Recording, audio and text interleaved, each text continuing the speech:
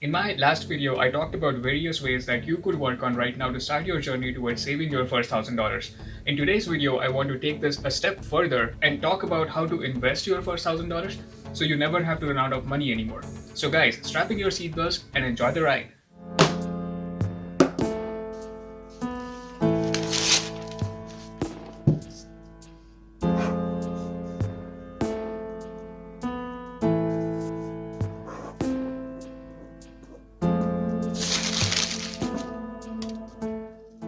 Hey guys, this is Sharil and you're watching Modest Millennial, where we talk about all things money that they don't teach you in school.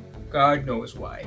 $1,000 is a lot of money, guys, and having $1,000 saved up goes to show that you are serious about your finances and have the willingness to do whatever you can to make money, save money, and invest money to become rich one day. One of the major reasons why you should start investing right away is that your money needs to keep up with inflation. Inflation basically erodes the buying power of your money, which means that $1,000 tomorrow will be able to purchase less than $1,000 can today, as prices of everyday products go up roughly each day to keep up with the increase in the cost of making those products. Building up on our saving strategy from last week, here are several ways that you can invest your first $1,000 to help the money grow so that you never have to run out of money ever again and still keep enjoying the things you love even though their prices go up in time. So go ahead and invest in that like button below, and while you're at it, make sure to subscribe to my channel to get this juicy, tasty personal finance content brought right to your breakfast table each week so you can manage your finances wisely. Also, please make sure to check out my Robinhood link below to get your one free stock when you sign up and start your investing journey with the right strategy. It's totally free to get the free stock, guys, so you should definitely go check it out. And guys, the strategies laid out in this video are not about YOLOing your $1,000 on that one stock that you found investing advice about from a gym bro to Reddit comments. The strategies in this video are time tested and have proven to be the majority of the investors in the market and are sooner or later going to print you some tendies.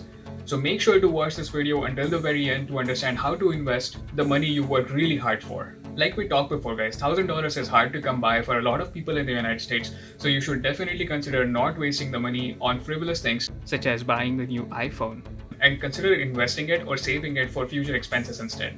But like I said before, investing is not preached in school, and oftentimes we have seen that people that start out with a massive salary or payout end up being broke in just a couple years. Major NBA and UFC players have all been in this boat at one point or other, where they got paid a ton of money for their sports skills but had no idea as to how they would manage the money they were getting paid. So without wasting your time, here are a few things that you can do right now to start investing your money and to never have to worry about money again. The first and the most important step that you should take before even thinking about investing is to start by looking at how much disposable cash you have beyond the $1,000 that you are thinking to invest. If your answer is $0, then you should probably check out my video on how to save your first $1,000 linked in the description below. The reason I say this is because having $1,000 set aside and readily available is a great way to hedge against any emergencies that might pop up in your life. Say your car breaks down or you need to pay for emergency medical expenses. $1,000 is a good buffer that will help you remain stress-free in situations like this and will make sure that you don't have to break into your long-term investments if you don't need to. So guys, always remember, when life gives you lemons, make sure you have at least $1,000 saved up that you can throw at it to make lemonade. Have your lemonade and drink it too.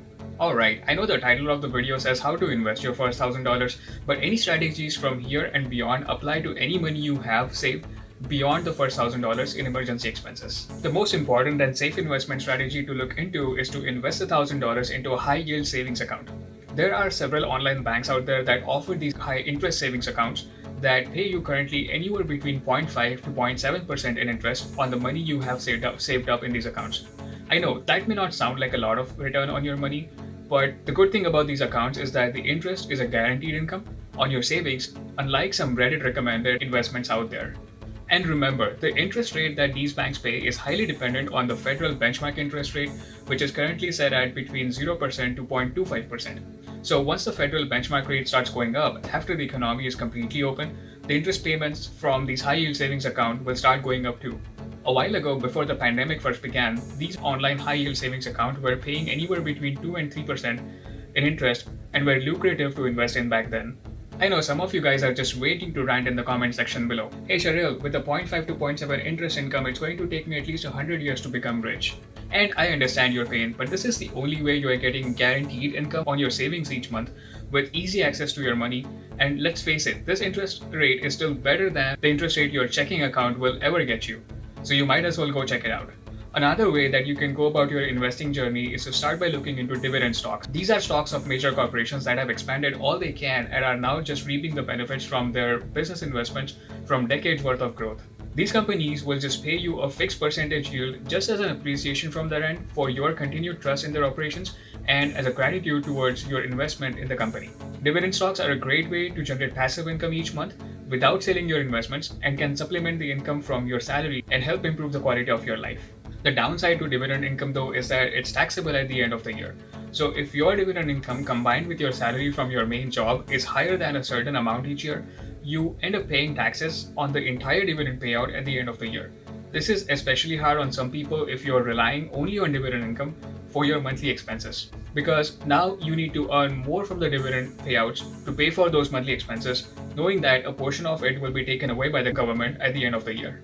Another way dividend investments are risky is that most stocks that pay dividends are already well established and see minimal to no growth in their actual stock value.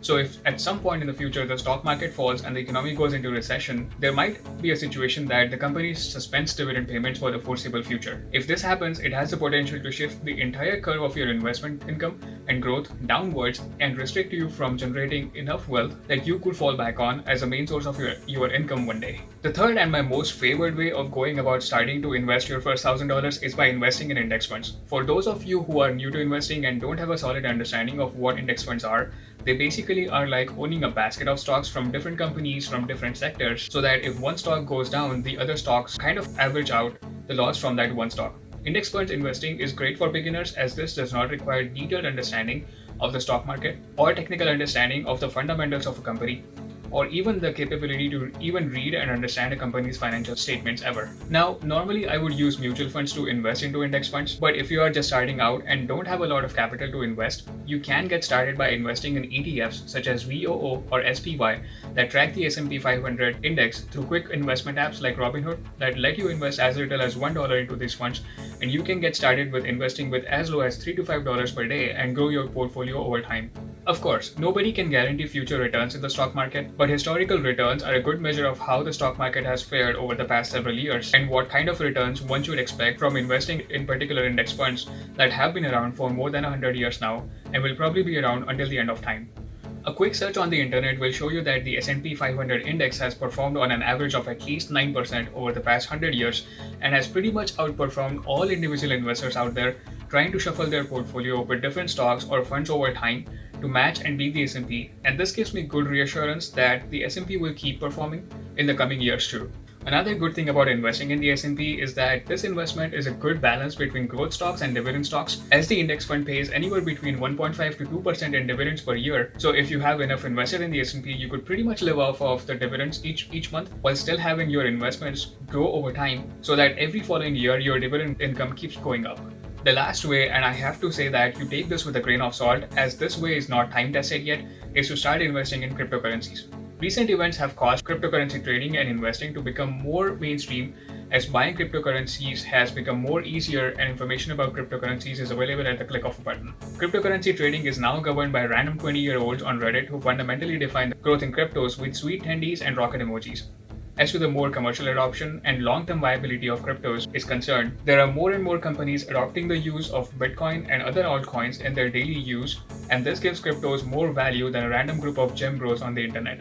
Tesla was the first to adopt Bitcoin commercially and started accepting Bitcoin as a form of payment for their cars. This gave a significant rise to money pouring into Bitcoin, and the price of Bitcoin jumped from a mere $29,000 at the start of the year to roughly $60,000 at the time of recording this video.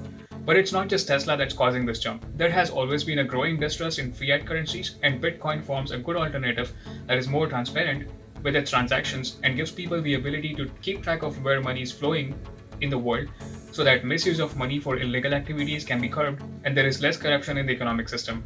As to having Bitcoin or other altcoins as a form of investment in your portfolio for the long term is concerned, it's anybody's guess what is going to happen to the value of these currencies in the long term, and they might even come crashing down to the ground in the next few years. That being said, with the upside being a several $100,000, I have succumbed to advice from Reddit comments to invest 1% of my portfolio in Bitcoin.